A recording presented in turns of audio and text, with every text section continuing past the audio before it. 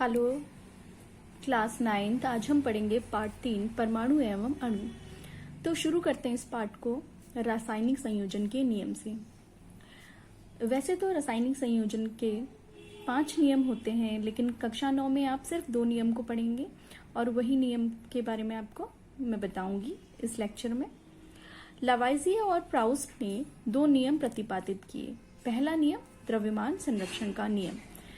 तो किसी भी रासायनिक अभिक्रिया में ना तो द्रव्यमान का सृजन होता है और ना ही विनाश, अर्थात द्रव्यमान संरक्षित रहता है।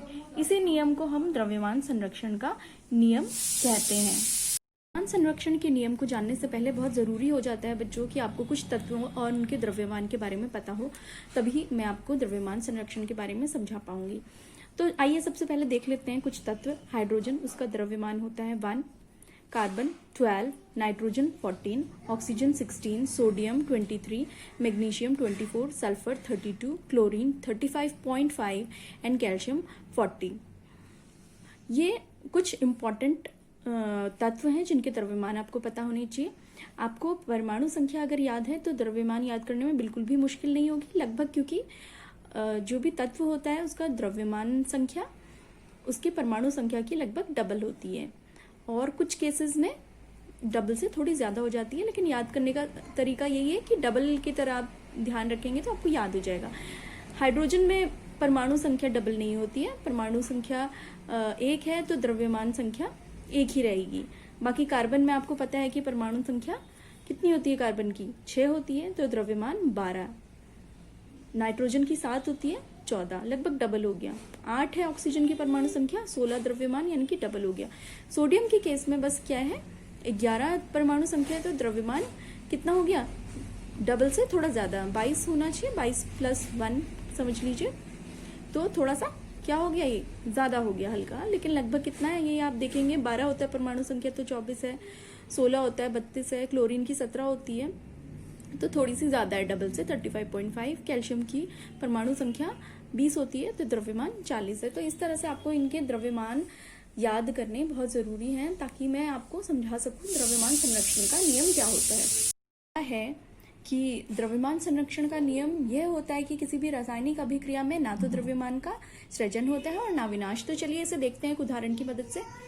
यहाँ पर हाइड्रोजन है। हाइड्रोजन जब ऑक्सीजन के साथ योग करेगा तो एक यौगिक का निर्माण होगा जिसे हम वाटर कहते हैं, जल कहते हैं। तो जल का निर्माण कैसे होता है, हाइड्रोजन और ऑक्सीजन की मदद से जल का निर्माण होता है। तो यहाँ पर देखिए 4 लिखा हुआ है H के आगे, यानी कि 4 परमाणु हैं H के, ठीक है 4। H का द्रव्यमान कितना होता है, 1, ठीक, 1 द्रव्यमान है, ये द्रव्यमान है और परमाणु संख्या 4 है। इसे 4 × H भी आप समझ सकते हैं, ठीक है। फिर इसको प्लस करेंगे हम, O2 लिखा हुआ है, यानी कि परमाणु कितने हैं O2 के, 2 हैं, और 1 ऑक्सीजन का द्रव्यमान होता है 16। तो यहाँ आपने फिर से द्रव्यमान लिखा और द्रव्यमान को गुणा कर दिया 2 से। समझ रहे हैं आप इस बात को। हाइड्रोजन के परमाणु है 4, आपने इसके द्रव्यमान से गुणा कर दिया है परमाणुओं की संख्या को, फिर प्लस कर दिया जिस तरह प्लस दिया हुआ है आपको रिएक्शन में। और ऑक्सीजन की आपकी द्रव्यमान संख्या आपको पता है 16 होती है, परमाणु इसमें कितने हैं, 2 हैं, तो 2 से इनको गुणा कर दिया। अब ये बराबर होना चाहिए, जो द्रव्यमान आपके अभिकारक में है ये उत्पाद में बराबर होना चाहिए। तो यहाँ पर 2 है, 2 क्या है, आप इसको इन ब्रैकेट में कर सकते हैं, ठीक है। 2 बाहर से है तो वो H2 के साथ भी इनटू में है और O के साथ भी, मतलब दोनों के साथ गुणा में है। तो 2 बाहर कर दीजिए, अंदर करिए।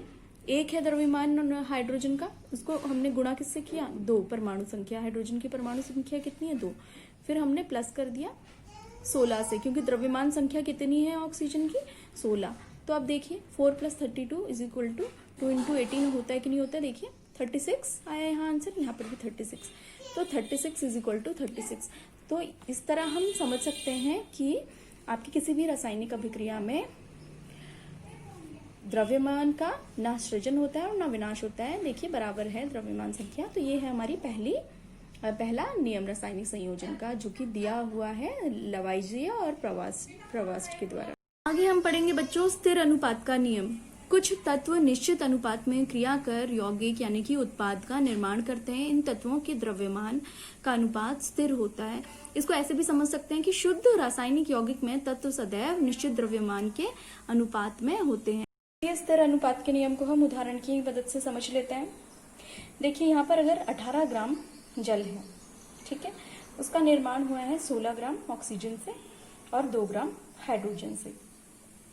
तो ये स्थिर अनुपात का नियम क्या कहता है? ये कहता है कि इनका अनुपात जल की कितना भी द्रव्यमान हो, ऑक्सीजन और हाइड्रोजन का इसमें अनुपात स्थिर रहेगा। देखिए यहाँ पर द्रव्यमान हाइड्रोजन का डिवाइड करेंगे द्रव्यमान ऑक्सीजन का, तो कितना है? 2 है हाइड्रोजन 2 ग्राम और ऑक्सीजन है 16 ग्राम, तो 2 डिवाइडेड बाई 16, 2 को भागा दे दिया 16 से तो 1 डिवाइडेड बाई 8, ठीक है, ये हुआ 1/8 आया। उसी तरह अगर हमने द्रव्यमान बढ़ा दिया जल का, 36 ग्राम है अगर जल हमारे पास, तो 32 ग्राम इसमें ऑक्सीजन होगा और 4 ग्राम हाइड्रोजन। अब यहाँ पर अनुपात देखिए हाइड्रोजन और ऑक्सीजन के बीच का 4 डिवाइडेड बाई 32, तो ये भी 1/8 है। यानी कि कोई भी रासायनिक यौगिक होगा, कोई भी शुद्ध रासायनिक यौगिक होगा, उसमें हमेशा हाइड्रोजन और ऑक्सीजन का अनुपात स्थिर रहेगा, 1:8 ही रहेगा। ये बताता है ये स्थिर अनुपात का नियम। आइए अब हम पढ़ते हैं जॉन डाल्टन का परमाणु सिद्धांत। रासायनिक संयोजन के नियम पर आधारित डाल्टन के परमाणु सिद्धांत का नियम द्रव्यमान संरक्षण तथा स्थिर अनुपात के नियम को सिद्ध करता है। तो चलिए इसके कुछ मुख्य बिंदु हम इस तरह से पढ़ लेते हैं। सभी द्रव्य परमाणुओं से निर्मित होते हैं। कोई भी द्रव होगा वो परमाणुओं से इसका निर्माण होता है। दूसरा, परमाणु अविभाज्य सूक्ष्मतम कण होते हैं। परमाणु अविभाज्य होते हैं, परमाणु का विभाजन नहीं हो सकता। सबसे छोटे कण होते हैं, सूक्ष्मतम कण होते हैं ये किसी भी रासायनिक अभिक्रिया में, ठीक। और परमाणुओं का रासायनिक अभिक्रिया में ना तो विनाश होगा ना ये उत्पन्न होंगे। तो ये बात परमाणु सूक्ष्मतम कण होंगे और ना इनका रासायनिक अभिक्रिया में कोई सृजन होगा ना विनाश होगा, ये पहले नियम को सिद्ध करते हैं। तीसरा, दिए गए तत्व के सभी परमाणुओं के द्रव्यमान एवं रासायनिक गुणधर्म समान होंगे। कोई भी तत्व अगर दिया है आपको, उसके परमाणु दिए गए हैं, कोई एक तत्व में जितने भी परमाणु से वो एक तत्व बना होगा, हर परमाणु का रासायनिक गुणधर्म द्रव्यमान समान होगा, अलग अलग नहीं होगा, ठीक है। इसके बाद भिन्न भिन्न तत्वों के परमाणुओं के द्रव्यमान व रासायनिक गुणधर्म भिन्न होंगे। अगर हमने एक तत्व ले लिया, ऑक्सीजन एक ले लिया, हाइड्रोजन एक ले लिया, कार्बन, तो हाइड्रोजन के जो परमाणु होंगे, है ना, ऑक्सीजन के जो होंगे, कार्बन के जो होंगे, अलग अलग हमने जो तत्व लिए हैं उनके परमाणु भी अलग अलग होंगे, तो उनके द्रव्यमान और रासायनिक गुण भी अलग अलग होंगे। अगला, भिन्न भिन्न तत्वों के परमाणु निश्चित अनुपात में संयोग कर यौगिक का निर्माण करते हैं। अब यह नियम क्या बता रहा है? ये हमारे स्थिर अनुपात के नियम को सिद्ध कर रहा है। देखिए, भिन्न भिन्न तत्वों के परमाणु, अलग अलग जो भी तत्व हैं उनके परमाणु एक निश्चित अनुपात में मिलेंगे और निश्चित अनुपात में मिलकर यौगिक का निर्माण करेंगे, है ना। जैसे आपने लिया हाइड्रोजन लिया, ठीक है, आपने ऑक्सीजन लिया, और वो क्या करेगा? एक यौगिक का निर्माण करेगा। तो ये यौगिक का जो ये निर्माण करेगा, इसमें परमाणुओं की का जो अनुपात होगा वह क्या होगा? जो आपके अभिकारक में है और उत्पाद में है वो अनुपात निश्चित होगा। चलिए आगे हम अगला पार्ट पढ़ लेते हैं। परमाणु क्या होता है? परमाणु तत्वों का वह सूक्ष्मतम कण होता है जो किसी रासायनिक अभिक्रिया में भाग लेता है, परंतु यह प्रायः स्वतंत्र अवस्था में नहीं पाया जाता, ठीक है। ये अभिक्रियाओं में भाग तो ले रहा है, रासायनिक अभिक्रियाओं में, लेकिन ये स्वतंत्र अवस्था में नहीं पाया जा रहा। जैसे कि आप देख सकते हैं, अगर हाइड्रोजन है तो वो किसके साथ मिला हुआ है? ऑक्सीजन के साथ मिला हुआ है, वाटर का निर्माण कर रहा है। इसी तरह वो कई और अन्य तत्वों के साथ मिलकर अलग अलग तरह के यौगिकों का निर्माण करेगा और वह स्वतंत्र अवस्था में नहीं पाया जाएगा। परमाणु अत्यंत सूक्ष्म होते हैं। कितने सूक्ष्म होते हैं? इनकी जो त्रिज्या होती है, अगर हम वो नापें तो नैनोमीटर में होती है। नैनोमीटर का मतलब क्या है?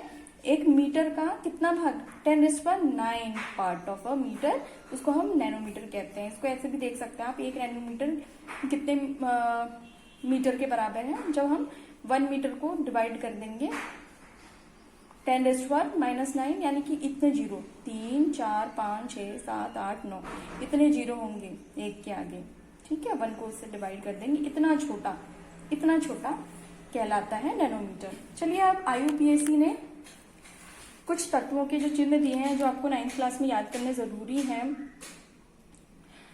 वो आपको याद करने हैं। एल्यूमिनियम का Al होता है चिन्ह, आर्गन का Ar, बेरियम का Ba, कैल्शियम का Ca, कोबाल्ट का Co, क्लोरीन का Cl, लेड का Pb, कॉपर का Cu, फ्लोरीन का F, गोल्ड का Au, हाइड्रोजन का H, आयोडीन का I, आयरन का Fe, सल्फर का S, nitrogen N, oxygen O, potassium K, silver Ag, silicon Si, sodium Na, zinc Zn।